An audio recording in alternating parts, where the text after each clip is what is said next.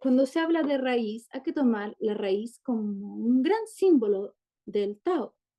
Cuando se habla de centro, cuando se habla de retorno también, que es retornar, también es un símbolo, porque es avanzar y es también de alguna forma retroceder, en el sentido de que vuelves a encontrarte con algo que estuvo en el origen, más que un tiempo cronológico, por supuesto, es un tiempo mítico, eh, y el que nos conlleva a este origen.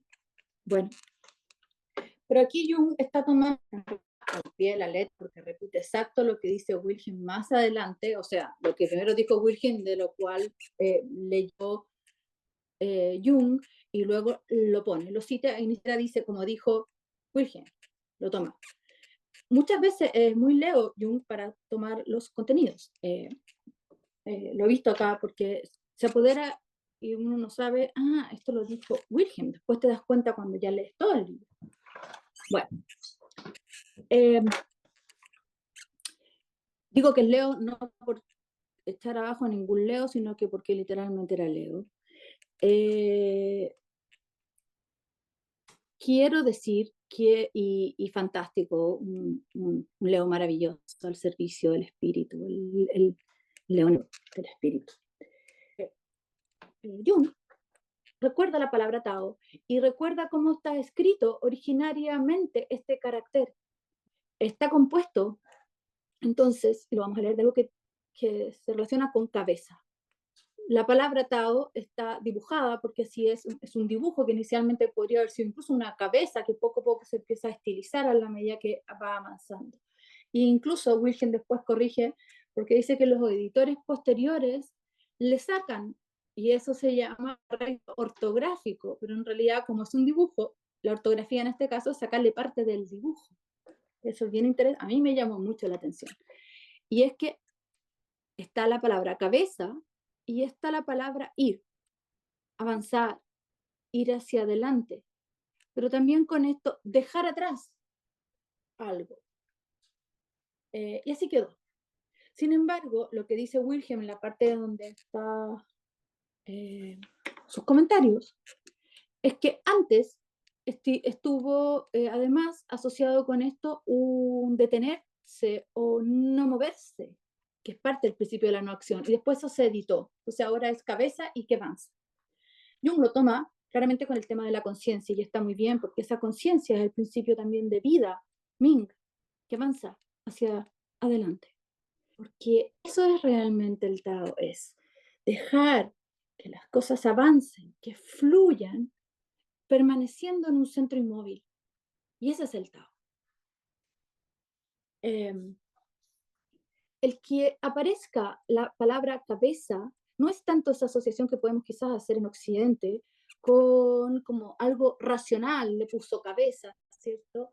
Eh, eh, eh, de nieque mental, sino que más bien que es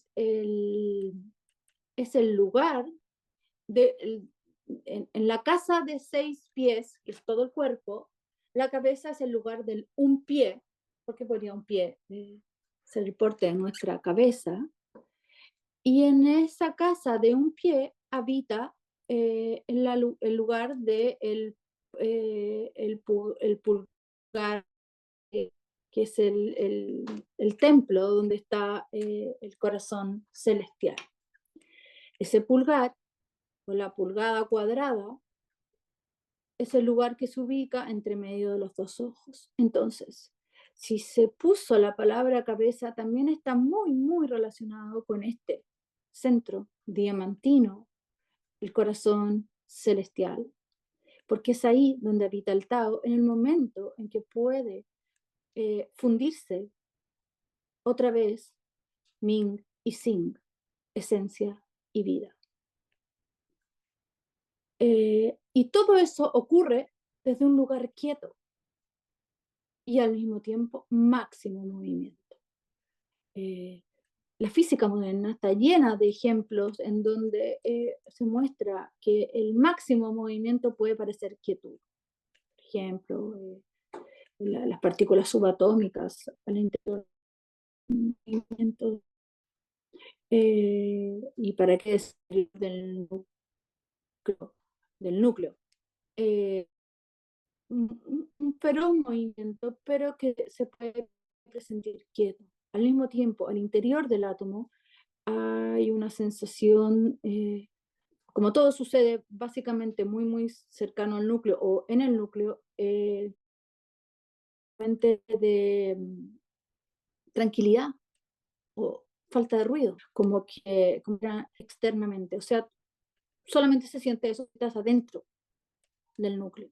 Si uno fuera de paseo adentro de un núcleo atómico, vería tremendos movimientos, pero justamente afuera y más allá, en todo ese espacio, hay una sensación de quietud comparada con, por lo menos, el gran movimiento interno. Entonces, esta idea paradójica entre el movimiento, ir, y la quietud es algo que claramente hemos visto que define al Tao, por lo cual fue una lástima que en la corrección ortográfica posterior se haya sacado el elemento de la quietud y haya quedado solamente cabeza e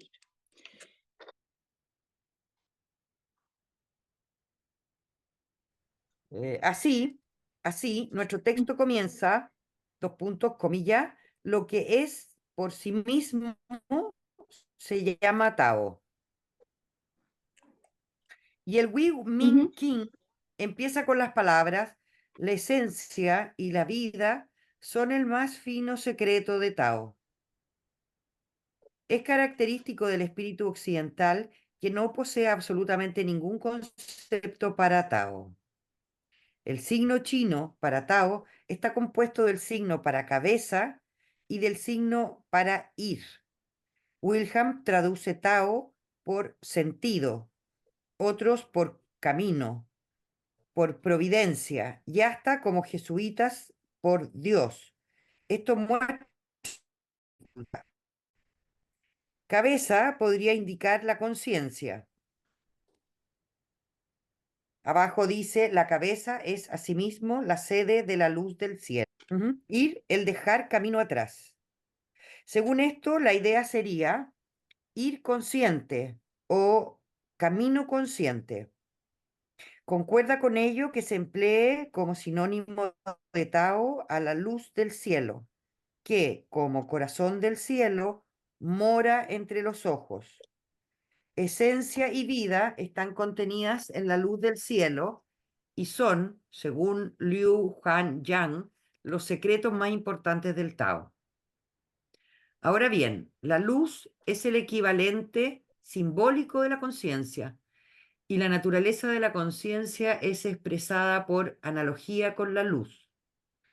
El Wi Ming King es introducido por los versos. Comillas. Si quieres consumar sin efluxiones el cuerpo diamantino, debes calentar expresamente la raíz de la conciencia. Debes iluminar la tierra beatífica, constantemente próxima, y ahí dejar siempre residir oculto tu verdadero yo. Que la raíz de la conciencia, mirado en los dibujos, y vamos al que más se conoce, ¿cierto? En Occidente, digamos, la raíz de algo es también el momento en donde lo otro está en su máxima expresión. La raíz de la conciencia, ¿dónde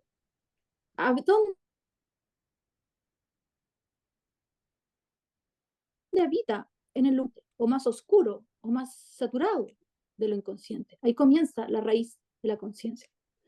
Entonces, cada uno de estos términos ocupados por estos señores chinos estaban aludiendo no solamente a una planta, porque es una flor de oro y podríamos decir que está afuera, es uno, qué sé yo, como el muérdago, ya que pasa con la raíz del muérdago para, por ejemplo, los celtas, el término hay que ampliarlo. Y ahí vamos al más puro estilo analítico, viendo que es una metáfora, que podríamos también visualizar en la imagen que estoy poniendo aquí. Es un lugar que no tiene un lugar fijo en el sentido de concreto, pero sí fijo a nivel simbólico. Y aquí entonces entramos en este lenguaje absolutamente paradójico. Es como, bueno, ¿dónde queda literalmente la inteligencia? ¿Dónde está literalmente el alma, el corazón, la conciencia, el centro diamantino? Vamos utilizando metáforas como la pulgada cuadrada, que es el interior del entre medio de los ojos, para hablar de un lugar en donde se puede conocer por intuición. Y básicamente es por eso, porque se conoce sin echar mano a tratados externos, a visiones externas, a sugerencias externas, al mundo externo, sino que es el lugar donde, bueno, podemos estar tan relacionado con lo que es la glándula pineal, eh, pero en el lugar donde podemos reunir y imaginar también una vasija alquímica donde se va a encontrar esto otro, la raíz, donde vamos a poder echar mano a la raíz de lo consciente, pero justamente eso no va a ser en un mar consciente, va a ser en un mar inconsciente. Estos versos contienen una especie de instrucción alquímica, un método o un camino para la generación del, comillas, cuerpo diamantino, que es también dado a entender en nuestro texto. A ese fin se tiene necesidad de un, comillas, calentamiento, o sea, una elevación de la conciencia, para que sea, comilla, iluminada, la morada de la esencia espiritual. Sin embargo, no solo la conciencia, sino también la vida debe ser elevada. La unión de ambas produce, comilla, vida consciente. Según el Hui Min King, los antiguos sabios sabían cómo suprimir la separación entre conciencia y vida, pues cultivaban a las dos. De esta manera se hace fundir el Shaili, Sí. el cuerpo inmortal, y así se consuma el gran Tao. Puede Shelley, eso obviamente no lo ser habíamos muy, visto. la Shelley, que es el cuerpo inmortal, es como un cuerpo divino en donde se ha fundido en la alquimia china, no sé, en otras alquimias, pero se ha fundido los dos grandes elementos y ya se han reunido, se han, ya no están separados más. Eh, es tremendamente importante para nosotros ver las conexiones y cómo no podemos mirar separado el Tao de la alquimia medieval, pero en este caso la alquimia ancestral, eh, porque todo lo que se vea en el libro de I Ching, en el libro de los cambios, está relacionado con esta imagen, está relacionado con este juego de fuerzas en constante movimiento y que en algún punto están apartadas y totalmente disgregadas, y en otros hexagramas se ve cuánto confluyen y cuánta danza hay, y cómo es que el camino del Tao está totalmente manifiesto. En el fondo, el camino del Tao está manifiesto cuando hay reunión de los opuestos. Fíjense lo importante también de esto en el lenguaje del camino de la individuación, o en el camino del mito personal, que viene a ser un camino para poder reunir estos opuestos o estos elementos que en algún momento, como tan bellamente, tan poéticamente lo plantea los libros ancestrales chinos, el de Hui Min King y bueno, el Tao Te Ching, eh, de reunión de lo que alguna vez fue una misma cosa, o sea, Tao, que es esencia y vida. Y como para que la vida sea vida, a su vez tiene que separarse de la esencia. Esa parte es la más perturbadora. ¿Cómo es que tenemos que separar para conocer? Y ahí Jung es un gran maestro en donde nos muestra que de alguna forma la decisión, la separación es necesaria, o sea, es necesaria para conocer y el conocimiento es necesario para no ser dominado por lo inconsciente. Pero no para que quede después para siempre todo separado. Después hay que saber mirarlo todo junto otra vez. Y es ahí nuestra falla, no sé si será humana o occidental, eh, pero quedamos con el gráfico, nos apegamos al gráfico y nos olvidamos del proceso. Muy buenos son los ejemplos de Jung con el maestro y la plomada, o también creo que también los dijo Wilhelm. Hay un maestro que está haciendo un muro y para eso ocupa una plomada. Extiende su plomada, la tira para abajo con el hilo y ve que el muro no esté ondulado, chueco, y qué sé yo.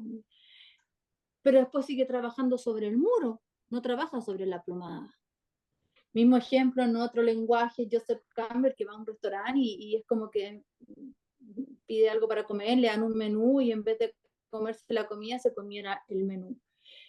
Estas eh, tallas absurdas no son tan absurdas en el sentido de que muchas veces terminamos trabajando en la plomada. Creemos que estamos trabajando en la plomada, que fue solamente el instrumento para poder conocer cómo estaba nuestro muro. Entonces, sigue siendo el lenguaje metafórico a veces el medio más, el medio, eh, el único medio regio perfecto para llegar exactamente a ese lugar esencial. En este caso, eh, el de la reunión de esto que se ha separado y se separa para que sea, para conocerlo. ¿Y por qué la vida se separa de la esencia para conocerse? Bueno, para que sea vida. Pero al final no es vida si no vuelve a la esencia. Entonces hay una paradoja inmensamente difícil de ser comprendida, obviamente, con la razón. Y ahí quedamos. Eh, ahí quedamos.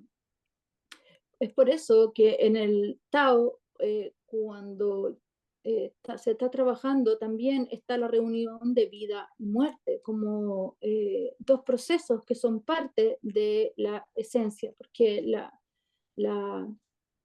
eh,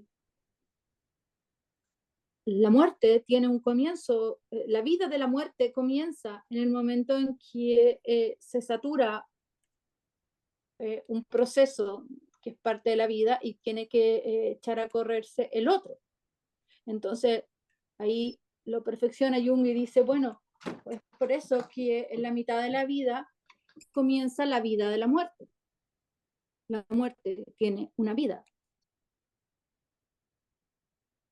tiene un comienzo, si es origen de algo que antes no estaba y que se separa de lo otro, que lo podemos conocer como algo distinto, eh, comienza su raíz en la mitad de la vida, así como en el equinoccio, en el solsticio de invierno ahora va a comenzar el verano, o en el solsticio de verano va a comenzar lo que es el invierno, justamente ese día de mayor luz. Desde ese día en adelante la luz empieza a retirarse poco a poco hasta un día máximo de poca luz, que es el solsticio de invierno. Cuando concebimos a Tao como método o como camino consciente que ha de unir lo separado, puede que hayamos llegado bien cerca del tenor psicológico del concepto. De todas maneras, no se puede entender como separación de conciencia y vida, sino lo que más arriba llamé desviación o desarraigamiento de la conciencia. Desviación o desarraigamiento de la conciencia. Se trata también, sin duda, en cuanto a la cuestión de conciencializar los opuestos, de la reversión, de una nueva unificación de las leyes de la vida inconsciente. Y el objeto de esta unificación es el logro de vida consciente, expresado de la manera china, producción de Tao. Esta eh, reversión es, está relacionada con lo que viene ahora, que vamos a leer acerca del movimiento circular. Si el secreto de la flor de oro se logra, si hay un secreto, es que se va a reunir esencia y vida. ¿Y cómo se reúnen? Hay un secreto. ¿Y cuál es el secreto? A través de este método de movimiento circular retrógrado. Este movimiento circular avanza hacia lo más inconsciente. Es avanzar hacia el origen. Avanzar, sí, hacia el origen. Hacia eso que conocer, atravesando todo lo que puede conocerse, pero para luego sumergirse en el máximo desconocimiento. Y eso solamente se puede dar en un movimiento circular, no en otro tipo de movimiento. Para el chino, en realidad, casi pone por homólogo lo que es conciencia y esencia, y vida como contraparte. Lo vamos a ver si es que alcanzamos un poco más adelante, pero quizás para el nivel que estamos nosotros internándonos en este libro del secreto de la flor de oro, es claramente con el sentido de acercarnos al Tao y no recitar en forma automática textos que de alguna forma no conocemos en su esencia, es decir, cómo funciona su alquimia, porque esa es la única forma de llegar a la esencia del Tao. Y la alquimia tradicional ancestral china eh, implica que debemos llegar y topar la nigredo, lo oscuro, la fuente abismal. Solamente topando, entrando en esa fuente abismal y solamente generando un fuego, un aflojisto, un fuego alquímico, se puede calentar, como salía ahí, el Schelli y hacer el círculo completo para la reunión. En realidad funciona como cualquier opus alquímico. Los elementos que vamos a fundir o que vamos a trabajar, sobre los cuales vamos a trabajar en un caldero y hay un fuego. Pero todo esto, que puede ser a veces muy material, porque aunque sea alquimia es muy material, por ejemplo, hacer oro del plomo, ya en una China muy antigua se puso, hubo como ¿cómo se dice? Como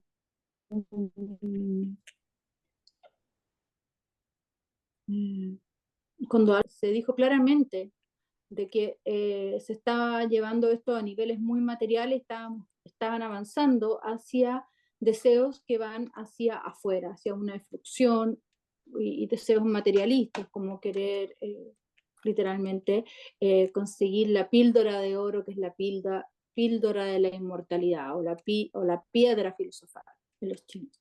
Entonces, este señor, como que creador del texto del secreto de la flor de oro, o el que reunió los textos que estaban en forma, que se entregaban en forma oral, pero los puso en palabra y bueno, reunió y se escribió y existe tal documento.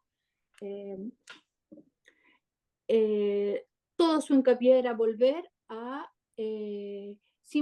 símbolo, volver a la parte psicológica de cada uno de estos elementos y no quedarse aferrado a eh, manifestaciones externas y por último a desear que finalmente existiera tal cosa como una píldora de la vida o de la vida inmortal. Eh, Sino que la única píldora de la vida es un lugar sacro, absolutamente simbólico, en el cual puedas regresar hasta encontrar tu esencia. Y por eso es un método retrógrado, hasta reunirte con tu esencia. Porque si no, corre por acá la esencia, por acá la vida, y si no se reúnen en toda una vida, eh, aunque hayan 10.000 muertes, después no vas a saber reencontrar tu esencia, dice un señor chino aquí en este texto. Y para eso necesitas entonces una alquimia que sugiere ninguna acción externa, estar fijo, pero todo el movimiento al servicio de la concentración o de la energía hacia este lugar que es el corazón celestial. Y ahí es el lugar donde finalmente se puede reunir lo uno con lo otro. Invita a poder llegar a ver qué es la visión gnóstica que también se exigía en el Eusis en el momento de esta iniciación. Los iniciados logran ver, y por eso se ha visto o no se ha visto. No hay nada externo que vieron, lo vieron adentro. Ese es el lugar. Y en ese momento que se ha visto, y si estás demasiado fijo en las 3 respiraciones, en la técnica 222 para meditar, aún que es una quietud, puedes estar a veces demasiado apegado al método, a la plomada, estar trabajando sobre la plomada y no sobre el muro. Yo creo que ese ejemplo es demasiado parlante y cada cual sabrá cómo interpretarlo. Y por lo demás, la clase no tiene que ver con técnica final, porque tendríamos que tener un curso de todo un año en el secreto de la flor, de 4 años en el secreto de la flor de oro, pero sí están viendo esencialmente que el Tao es, si es que hay un lugar en el cuerpo que se llama Tao, que es el corazón celestial, y se le llama Tao, es porque ahí no hay división. ¿Se acuerdan que el Tao es Tao porque no hay, es el uno, y el uno no hay ninguna fuerza que pueda actuar sobre él, no hay nada externo. Y si la respiración pudiera actuar sobre el Tao, o el tipo de cruces de pie, o mirar la punta de la nariz, técnicas, yogas, que son necesarios como la plomada para que el plumo esté derecho, el muro esté derecho, nada más. Yo creo que acá en Occidente, y esto lo habla bastante Jung, muchas veces hacer yoga tiene que ver con la técnica, con la cobra, el saludo al sol, pero nos quedamos mucho más a veces en la plomada, estamos trabajando sobre la plomada o el plomo, el cosito ese que mide cuán derecho está el muro y no en el muro. No podríamos acabar en esta clase y en estas poquitas horas, por larga que se puede hacer la clase, lo que es la técnica, y sería una patudez y una falta de todo. Solamente recordar que por otra vía estamos también visualizando que lo que es el Tao, aproximándonos, conociéndolo. Y entonces es también este lugar, o es también en otro lenguaje, este lugar de la reunión de esencia y vida, en donde si es Tao, no hay ninguna otra fuerza externa que pueda actuar sobre él, porque el Tao incluye todo eso.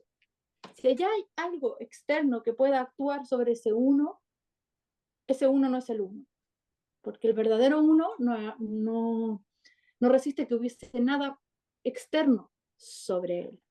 Y la maravilla, y porque es el secreto, es que también está dentro de nosotros. Y según este manual, queda ubicado ahí. También eso puede ser la plomada y podríamos discutir alguno y decir otras cosas, otras alternativas. Pero más importante aún es saber que hay un secreto. Y esto tiene que ver con todos los secretos. Es un secreto porque si bien el libro se vende en las librerías y lo puedes comprar y puedes acceder, ¿qué tipo de secreto se puede llegar? Bueno, el secreto es que si no lo interiorizas, si reviertes la energía, por más que te leyeras 1000 cosas que aparece el secreto, no hay ningún secreto. El secreto es saber cómo entrar a esa dimensión celestial que está al interior y que hay un Tao que representa un microcosmos igualito al macrocosmos externo. Y adentro entonces funciona todo siguiendo esas mismas leyes cósmicas. Es muy aventurado en una época muy antigua, en donde se haya trabajado personificando distintas instancias, una personificación. El yin es una personificación que se diferencia de la personificación del yang. Esto es sumamente junguiano, pero mucho anterior a Jung. Hay personas adentro, si se fijan. Personajes. Yin puede ser una diosa, Yang puede ser un dios, o Yang puede ser a veces una diosa y Yin un dios.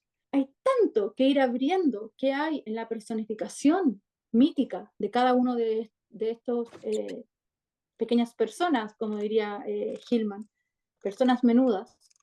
La riqueza no tiene límites, no tiene límites, y estamos recién accediendo a conocer.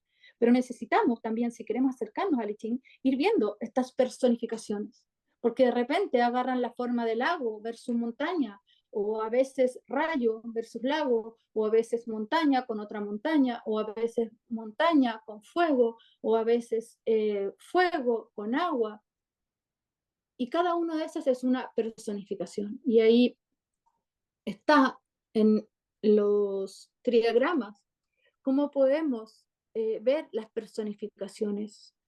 Eh, por ejemplo, que en el norte está Ken, lo abismal, el agua, que también es la luna. Son distintas cualidades o personificaciones. Podría llamarse el agua con mayúscula, como luna con mayúscula, o lo abismal, o Ken, o sea, perdón, Kan.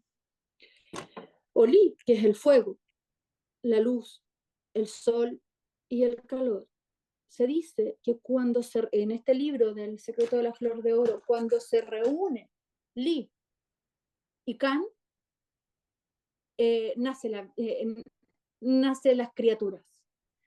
Para que una criatura nazca necesitamos la fuerza de lo abismal, el lugar de la reunión de lo abismal con la luz.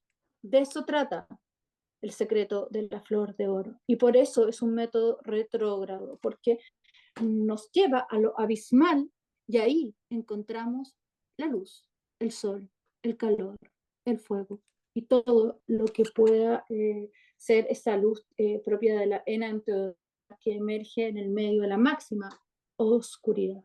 Fíjense a nivel de diagrama cuán complementarios son. Hay un trazo partido, yin, hay uno yang, y hay uno partido, yin, para la luna, lo abismal.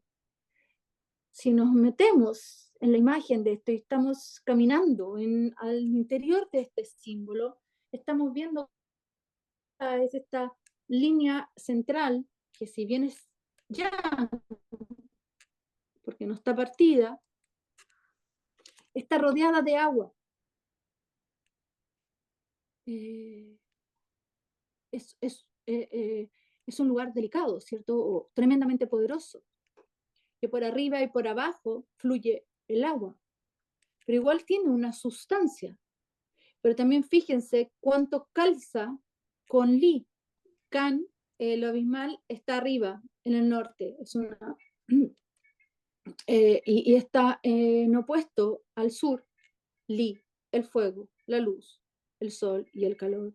Y cuánto se puede, cuán complementarias son, pareciera ser que esa parte que le falta a Li en el centro, es que, o es ahí donde podemos imaginar, dibujar una fogata, un fuego que se mantiene justamente porque hay contención por las otras partes.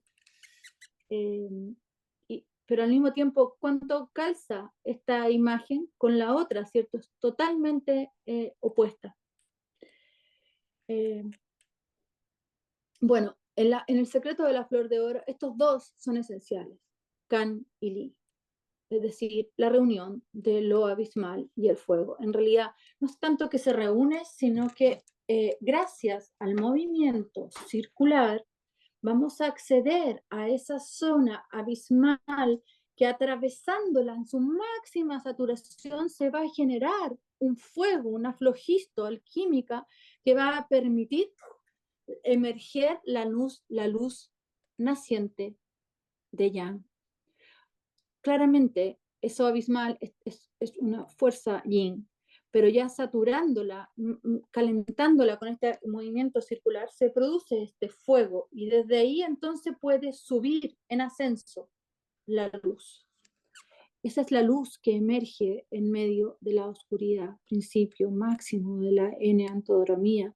Aquí, muy parlante según esta visión de los triagramas en la mitología o el Tao, la filosofía del Tao. No quiero hablar de taoísmo. Taoísmo es algo que después uno puede hacer y decir que eso es una religión. El Tao no nace como una religión.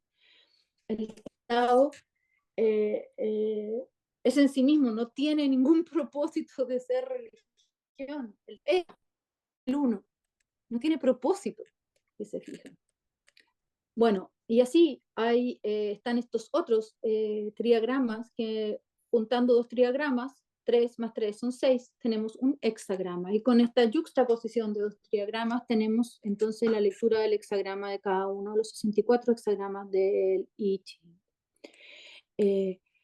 Y básicamente este movimiento circular entonces avanza hacia lo abismal y por eso es retrógrado.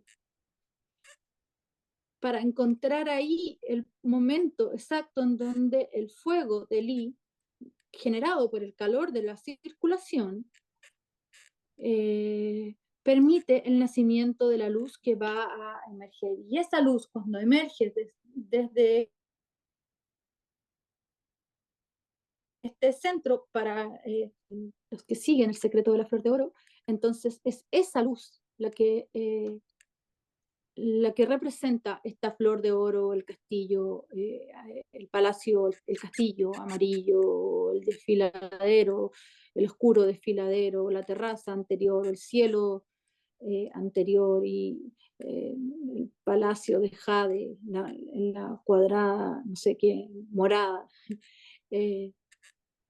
Todas nombres metafóricos para representar algo hermético que se da en el interior y que tiene una potencia que no puede ser alcanzado por nada más. Y es ahí donde es un microcosmos que tiene la misma potencia, incluso las mismas cualidades que pudiéramos ver en el cosmos exterior. Lo maravilloso es que todo esto se presente en un momento, no sé si demasiado antiguo en la humanidad, pero bastante antiguo, y que obviamente no podemos conocer en forma separada, no podemos leer el libro del Tao sin adentrarnos en el secreto de la flor de oro, no podemos conocer el I Ching sin adentrarnos en el secreto de la flor de oro, ni el otro con el otro. O sea, todo esto hay que ir conociéndolo en forma conjunta, porque en realidad esta es una alquimia ancestral que permite dar como resultante posibilidades manifiestas, cualidades que se después en los 64 hexagramas. Ninguno de ellos es fijo, sigue, por eso es el libro de los cambios, va cambiando, vas pasando por cada uno de ellos. Y en lo oracular, lo que consultas es por qué estado del perpetuo círculo en movimiento me encuentro ahora. Más o menos una pregunta así es lo que puede responder el hexagrama. Movimiento circular y el centro. La unión de los opuestos sobre un nivel más elevado no es, como ya se destacó, ningún asunto racional y tampoco cosa del querer, sino un proceso de desarrollo psíquico que se expresa en símbolos. Sí, Históricamente fue siempre representado por símbolos y aún hoy se manifiesta en el desarrollo individual de la personalidad a través de figuras simbólicas. Ese hecho resultó para mí de las siguientes experiencias. Las fantasías espontáneas de las que tratábamos más arriba se ahondan y concentran paulatinamente en imágenes abstractas que aparentemente representan, comillas, principios, verdaderos arcai gnósticos. Cuando las fantasías son principalmente expresadas como pensamiento, entran en escena formulaciones intuitivas de leyes o principios oscuramente presentidos, que de inmediato son dramatizados o personificados. De esto habremos de tratar todavía más abajo. Si las fantasías son dibujadas, surgen símbolos que pertenecen principalmente al tipo llamado mandala. Mandala quiere decir círculo, en especial círculo mágico. No solo están los mandalas expandidos por todo el Oriente, sino que también entre nosotros se hallan abundantemente atestiguados durante la Edad Media. Los cristianos especialmente han de ser situados a principios de la Edad Media, en su mayor parte con Cristo en el centro y los 4 evangelistas o sus símbolos en los puntos cardinales. En su mayor parte, los mandalas tienen forma de flor, cruz o rueda, con una clara propensión al 4 que recuerda tetraquis, pitagórica, el número básico. Se ya hallan también tales mandalas como diseños en arena para usos rituales entre los indios pueblo. El este posee naturalmente los más bellos mandalas, en especial el budismo tibetano. En esos mandalas están representados los símbolos de nuestro texto. Jung nos está introduciendo en que hay mandalas, que el símbolo del mandala es un símbolo que es parte de Universal. nuestro inconsciente colectivo y que es parte del arcai, de los arquetipos, que está mostrando una totalidad que tiene un centro y muchas veces cómo se va expandiendo hacia el exterior, dividiéndose por lo general en una tetraquis, que es el número base 4, la tetraquis pitagórica. Pero todo esto para llegar a la flor de oro, y cómo es que la flor de oro ha tenido una serie de nombres y está en un centro igual, y tiene todo un referente simbólico que aunque no seamos chinos, podemos acceder porque es parte de nuestro inconsciente colectivo. Nuestro texto promete, comillas, revelar el secreto de la flor de oro del gran uno. La flor de oro es la luz y la luz del cielo es Tao. La flor de oro es un símbolo mandálico con el que me he encontrado a menudo entre mis pacientes. Es dibujada ya en vista general, en consecuencia como un ornamento geométrico regular, ya también en vista particular como flor que crece de una planta. La planta es, a menudo, una imagen en colores luminosos, ígneos, que crece de una oscuridad subyacente y lleva encima la flor de luz, un símbolo similar al árbol de Navidad. Recuerden la cercanía también, si es que estamos hablando de mandala y esto es una flor de luz y la flor de luz emerge, porque no es una flor de luz cualquiera. Si es una flor de luz, ¿cómo podemos, acuérdense que, cómo podemos notar la luz sin la oscuridad? Entonces, es una flor de luz extrema porque se encuentra en la oscuridad extrema. Acuérdense entonces la planta de la inmortalidad de Gilgamesh, que él no va a buscarla, él va a pedirle a su antepasado Utnapishtim que le guíe cómo es que él ha adquirido la inmortalidad. Y él también le dice, y esto me pongo peludo cuando les digo, ya, sí, te voy a contar un secreto. Fíjense, que estamos hablando de Sumeria. Y también se refiere a un secreto.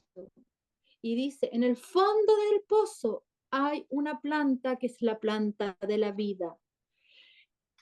Si la puedes traer, llévala y la puedes llevar a Uruk y compartirla. Y bueno, Gilgamesh se tira de inmediato al pozo.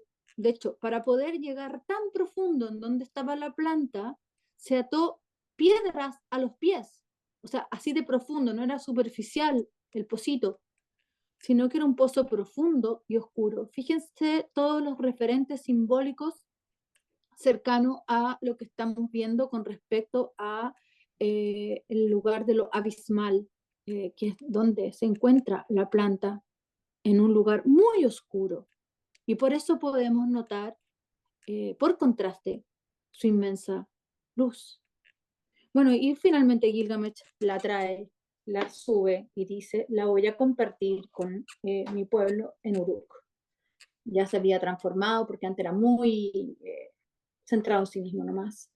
Ya tiene compasión, pero ya está tan cansado que se queda dormido, descansa, y cuando despierta, la serpiente se comió su planta y ya no quedaba otra. Obvio que hay una, como la flor del principito también hay una única planta. En tal dibujo se expresa simultáneamente el origen de la flor de oro, pues según el Hui Min King se halla ahí la vesícula germinal, que no es otra cosa que el castillo amarillo, la terraza de la vitalidad, el campo de una pulgada de la casa de un pie, la sala purpúrea de la ciudad de Jade, el oscuro desfiladero, el espacio del cielo anterior, el castillo del dragón sobre el fondo del mar. También es llamada la zona limítrofe de las montañas de nieve, el desfiladero primordial, el reino del supremo goce, la tierra sin límite y el altar donde son producidos conciencia y vida. Cuando un muriente no conoce este lugar germinal, dice el Huimin King, no encontrará la unidad de conciencia y vida en 1000 nacimientos y 10.000 eras del mundo. El principio en el que todavía todo es uno y, y que por ende aparece como la más alta meta, yace sobre el fondo del mar, en la oscuridad del inconsciente. En la vesícula germinal, conciencia y vida, o esencia y vida, o min, sin y min, son todos los mismos nombres, son todavía una unidad, inseparablemente mezcladas como la simiente del fuego en el horno de refinar. Dentro de la vesícula germinal está el fuego del soberano. En la vesícula germinal han comenzado su trabajo todos los sabios. Adviértanse las analogías relativas al fuego. Conozco una serie de dibujos mandálicos europeos donde algo así como una simiente vegetal rodeada por envoltura nada en agua penetrando en ella el fuego desde las profundidades, lo que genera crecimiento y causa de tal modo el nacimiento de una gran flor de oro que crece de la vesícula germinal. Ese es el secreto. El secreto es que hay una vesícula germinal. Si quisiéramos que algo germine, que algo germine hasta el punto de que no se acabe, que algo sea eterno, incluso después de su muerte, o sea, que a la eternidad, es solamente aferrándose a la vesícula germinal. Y ese es el secreto. Si haces germinar algo fuera de la vesícula, es una germinación pasajera. Pero si haces germinar en la vesícula germinal, es indestructible. Y esa sensación de o sea, que sea indestructible es, eh, es lo que exige que ya no pensemos en una no destrucción orgánica del cuerpo físico, sino que en una no destrucción del espíritu. Eso también fue lo que de alguna forma queda cuando te lees la epopeya de Gilgamesh. Sin embargo, a pesar de que la serpiente se ha comido la planta después de todos sus esfuerzos de haberse amarrado piedras para llegar, él separa al botero Urchanavi, le dice, llévame, voy de vuelta a Uruk. Él también, dado este ejercicio gnóstico, porque es una experiencia, se entrega a la muerte sin ningún miedo y ese no temor lo menciona tanto también el Tao Te Ching, el no temer a la muerte cuando ya has alcanzado el principio de lo indestructible. Obviamente, indestructible eh, es en un ámbito espiritual, ¿cierto? Es un espíritu que se hace, que ya ha pasado por este flojisto, que ya se ha sumergido en este método retrógrado de la circulación de la luz, a lo más abismal, a quién, al lugar más profundo, que incluso si haces el giro antes y no topas el fondo, no te encuentras con la raíz de la planta, porque por algo la planta tiene una raíz, y esa raíz está en el bottom, en el principio, en el origen, o en lo más profundo. No puedes hacer el giro antes. Y es ahí donde te encuentras también con la luz. Y una forma de traértela contigo, porque podría ser una luz nomás que hubiera ahí, de hecho, pero humanamente creamos este símbolo de algo que puede ser llevado, por último, una evidencia agnóstica, que hay una planta de luz que germina en esta vesícula. Y así como germina esa planta y la pude ver y la conocí gnósticamente, eh, puedo germinar lo que quiera germinar una vez que me contacte con esa vesícula germinal. Y esta vesícula germinal solamente llegas a ella por este método circular. Ahora, ¿cómo es la técnica para hacerlo? ¿Cuántas respiraciones y de qué forma? Y ¿cuán importante es hacer esto? Profundamente en el libro del Tao Te Ching, que desde ahí podemos aprender mejor lo que nos enseña Lao Tse. Así que es una forma de llamar metafóricamente, o sea, no concretamente, no literalmente, en donde se reúne lo otro y no queda espacio para que ningún elemento quede fuera. O sea, no queda ningún elemento fuera porque todo tiene un espacio dentro. No hay nada externo que puede influir sobre aquello.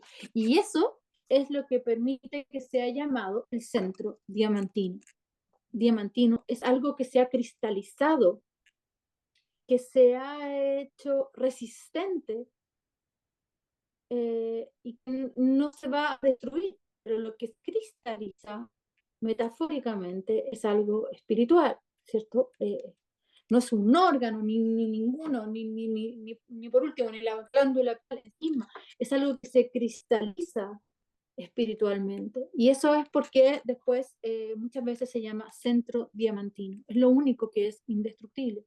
No puedes destruir el Tao porque no hay ninguna fuerza exterior que pueda actuar sobre él. Y si dijéramos, y una interior, unos 10.000 cosas que quisiera destruir el Tao, tampoco, porque el Tao incluye todo lo más oscuro, putrefacto, como lo más benevolente, lo más luminoso y acrisolado. Entonces el Tao no nos deja fuera eso que no nos gusta. Esto es sumamente interesante para Jungiana en el diagrama, en el libro rojo, cuando Jung habla de abraxas, que no lo habla mucho en otras partes, pero ahí sí. Es la palabra chien, que es un demonio. Incluso se dice, volviendo a la imagen, que Yin y el Yang ambos tienen un demonio, porque si no, no podría ser, es esa fuerza en sí mismo, ese personaje, eso es lo que tienen los arquetipos.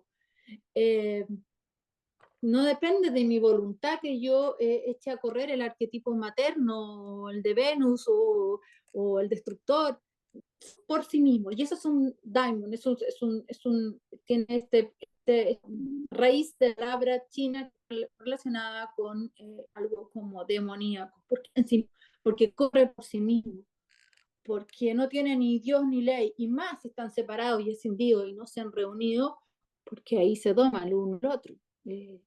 Eh, de uno ya cuando se satura al máximo de uno, comienza el otro. Pero si están rígidos y separados, no puede en realidad darse esta circulación circular, porque se detiene en uno de sus extremos. De abraxas abajo y fanes arriba. Y este abraxas, bueno, claramente el 666, pero bueno, el 666 está relacionado también con el 365, porque el 6 es un número muy importante para la mitología sumeria, donde todo se rige por el sistema sexagesimal, los 60 segundos, los 360, todo con el 6.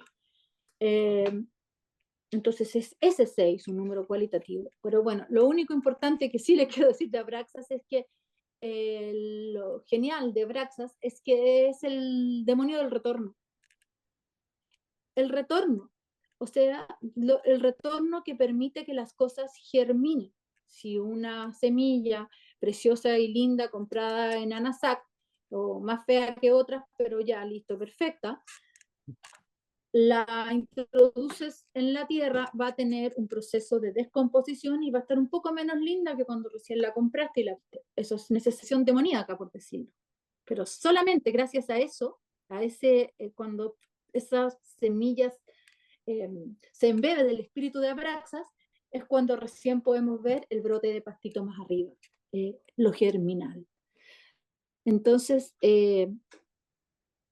no habló mucho Jung en el libro rojo de esta idea de retorno, pero claramente cuando nombra Praxas, él sabía que estaba hablando del demonio del retorno, del origen, del comienzo de todo lo que germina, y de eso sí habló en su libro rojo. Fíjense la cercanía, entonces, del libro rojo en esta parte, que está sobre todo en el cuaderno tercero, en el que no alcanzó a ser libro tercero, y el retorno del Tao. El retorno del Tao, no podemos mirarlo siempre desde arriba y ver cómo retorna el pastito, la florcita, el solcito, sino que tenemos que ser suficientemente grandes, maduros o taoístas y poder mirar qué pasa por todo lo misterioso, desconocido, facto, mirado. El taoísta siempre está poniendo el ojo en eso, que no muchas veces literalmente. La imagen tiene el objeto manifiesto de trazar un sulcus primigenius, un surco mágico alrededor del centro, o el temenos, recinto sacro, de la personalidad más íntima para impedir la efluxión o rechazar apotropélicamente la distracción de lo externo. Y son gestos apotropélicos que buscan no vivir la efluxión, es decir, que todo lo que has concentrado al interior de este círculo se desagüe, salga, se escape. Las prácticas mágicas no son otra cosa que proyecciones del acontecer anímico, que hallan aquí su reaplicación sobre el alma, como una especie de encantamiento sostenido y facilitado por medio del proceder gráfico de la atención, o mejor dicho, de la participación a un recinto sacro interno que es origen y meta, y con esta unidad de vida y conciencia perdida luego y que ha de encontrarse nuevamente. Solamente hay una tendencia a reunir porque hubo una separación. No hay una tendencia a reunir lo que no se ha separado. Entonces, hay bastante hincapié en reunir lo separado, sí. Hay muy poco hincapié en recordar que antes eso estuvo unido. Y solamente porque eso alguna vez estuvo unido, ahora es necesario enmendar y reunir. Y ese es nuestro mito personal. Y hay que separar esencia y vida para echar a correr la vida. Porque antes la vida exige justamente, la vida en el fondo mirado desde muy alto, muy adentro, muy atrás, sería como el camino seguido para reunirte con lo que alguna vez te separaste. Pero si no está dividido, separado, no existe este drive de la vida, el cual también es parte del Estado. Entonces exige exige a la vida recorrer esto para reunirse otra vez. Todo lo demás que creemos, las razones por las que creemos que estamos vivos, volver a reunirnos con esta esencia, sobre todo en esta mirada taoísta. Pero ¿para qué estamos vivos o por qué es necesario vivir? No lo sé por qué es necesario vivir, menor idea. Pero sí que una vez que algo se ha separado, da comienzo a la vida. Antes eso otro no es vida, es totalidad. Podría decir que la totalidad, la vida no es la totalidad, que en el medio del no ser emerja un ser. Ese es el máximo misterio. Y eso lo trata muy bien también todos los misterios dionisíacos, de un Dionisio anterior al Dionisio de, ¿cómo se dice?, de la escuela olímpica griega, de ese Dionisio arcaico, entonces, en donde todo el misterio está que ha nacido un niño en el lecho máximo de la muerte. O sea, en el medio del no ser, en el lenguaje taoísta, emerge el ser. Pero ¿para qué vivimos? ¿O quién dice que es bueno que vivamos para después volver a encontrarnos con eso otro? No, yo creo que estamos dentro, es como estos ejemplos taoístas. Si somos peces no vemos el agua, no vemos el océano, ni eso, ni el agua, no podemos. Entonces, solamente que hay que separar para conocer. ¿Y para qué necesitas separar para conocer? Ya una idea un poco más abstracta que viene de eso mismo, para no ser dominado por el no conocer, por lo inconsciente. Eso en el lenguaje de la psicología analítica, pero lo otro tendríamos que estar afuera. Cuando ya estemos reunidos otra vez, vamos a ver para qué. Y el esquema circular, en realidad el taoísta, responde que es el único método para poder avanzar, fluir, que es la palabra que hemos visto tanto en el Tao,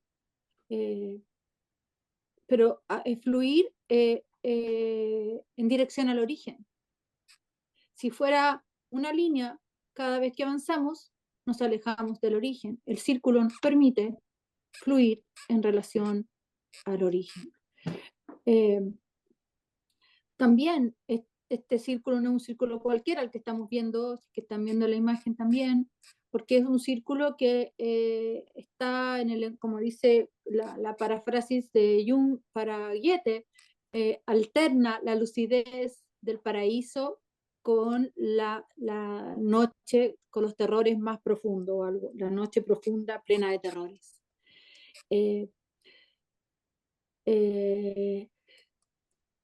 Nuestra visión de mundo, y como muy bien también trata el libro rojo de Jung, muestra que nosotros vivimos en los 180 grados, lo digo como una forma de metaforizarlo, ¿no?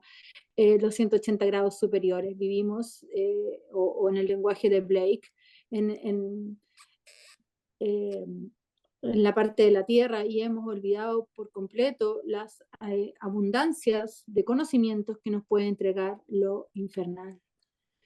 Es por eso que en este curso había propuesto compararlo con Blake, justamente por esta maravillosa instigación a que no solamente encontremos sapos y culebras en lo infernal, sino que aprendamos de los códigos infernales que son la Biblia del infierno, puede darnos mucha luz.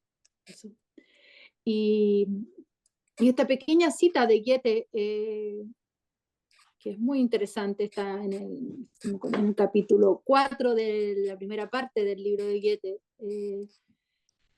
es cuando aparece esta maravillosa frase: alterna la lucidez del paraíso con la noche profunda, plena de terrores. Entonces este círculo también permite representarlo, no solamente como la esfera superior, o sea, la mitad superior, los 180 grados superiores e inferiores en forma como un niño arriba y abajo, sino que hay toda una masa que se entremezcla, como lo muestra también la imagen del taoísmo, entre los terrores inferiores con los luminosos, circundados por un círculo y volviendo a este círculo mágico, dejando incluso afuera todo lo externo, no solamente que afuera está el terror del oscuro y acá adentro soy luminoso, ¿cierto? Es justamente este ejercicio de poder visualizarlo en cada individuo y conocer también esta zona abismal, no solamente una zona de la cual tenemos que reconocer como esos derechos de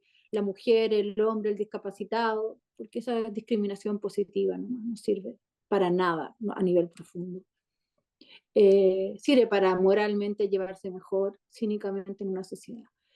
Pero la verdadera profundidad es esta de reconocer que si quiero llegar a esa luz diamantina o a esa luz lúcida, totalmente blanca o brillante o resplandeciente, el único lugar donde la puedo ir a encontrar es en la profundidad más oscura.